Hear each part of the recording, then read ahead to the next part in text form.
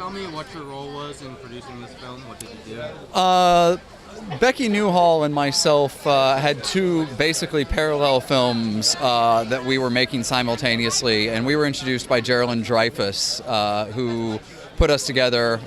Kevin was already part of my company, and I said, well, geez, we're making the same movie. We should put it together. She brought the name, I brought the director. We made a larger, better film.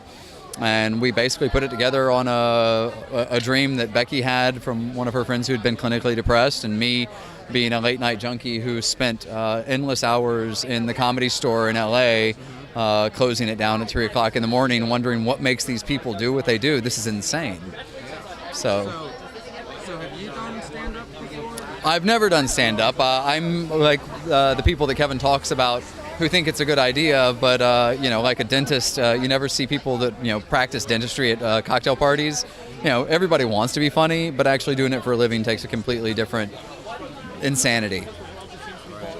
So, did you have an opinion on the title question, misery equals comedy, before the movie, and did it change throughout the process of Well, whether or not you have to be miserable to be funny was indeed the essential premise of this question of the film before we even came up with the name. Why do these people do this? What makes them have to come and share their souls in the most open and embarrassing way in the world when the rest of us are scared to death of that? So yeah, I had an opinion, and my opinion is that most comics, and we didn't really get as much into this as I wanted to, the difference between most comics and most successful comics is I think that the successful comic has managed to wend their way through the therapy of comedy to actually be able to convey.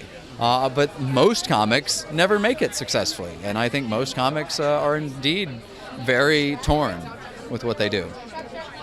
Great. Thank you very much Sure, for talking absolutely. to us.